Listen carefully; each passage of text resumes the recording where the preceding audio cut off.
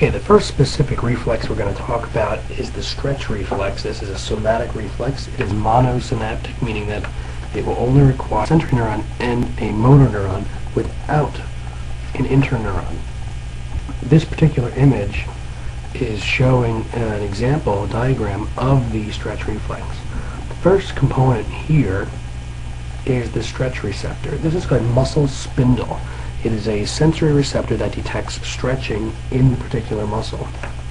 When the muscle is stretched, for example, when a reflex hammer, like you see here, taps the patellar ligament, it creates a stretching in the muscle. That'll stimulate the receptor, which will then create a nerve impulse along the sensory neuron. Now it does this in the typical way. Mechanically gated ion channels will open in response to the stretch, depolarizing the membrane, creating a graded potential, and if the stretch is strong enough and enough ion channels open, the graded potential will reach threshold and voltage gated ion channel will open, resulting in an action potential or a nerve impulse along the sensory neuron, as you see here.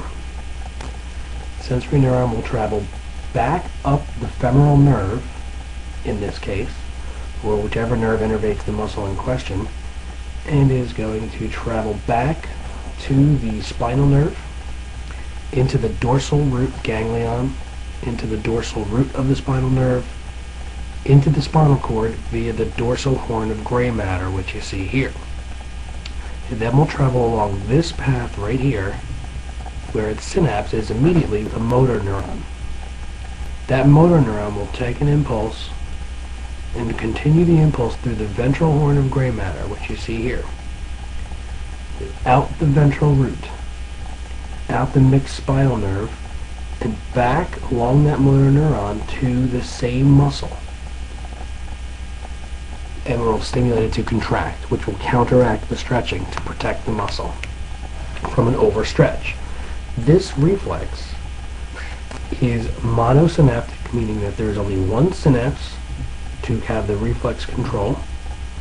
It is ipsilateral, meaning that the motor impulse leaves on the same side of the spinal cord.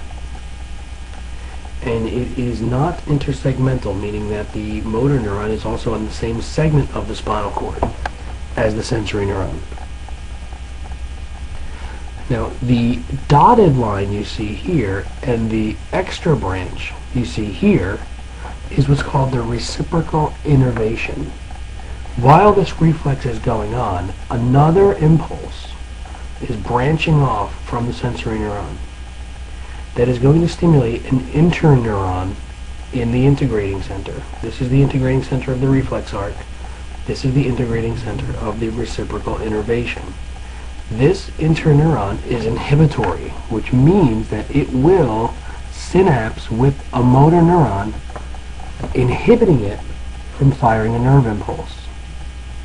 That's why it's a dashed line. There is no impulse traveling along this motor neuron. This motor neuron innervates the hamstring muscles, which are the antagonist of the quadriceps. If this motor neuron is inhibited, it will prevent the hamstring muscles from contracting. What that does, that makes it easier for the quadricep muscles to contract because the opposing muscle is forced to relax. Each reflex has a reciprocal innervation. The reciprocal innervation will typically do the opposite of the reflex in the antagonistic muscles, making it easier for the reflex to take place. That's the reciprocal innervation. Now this stretch reflex, keep in mind, this example is the quadriceps, but keep in mind this is going to happen in most skeletal muscles. So I can use this example for the biceps brachii, where the reciprocal innervation would be the triceps brachii, or I could do it in the triceps brachii, where the reciprocal innervation would be the biceps brachii.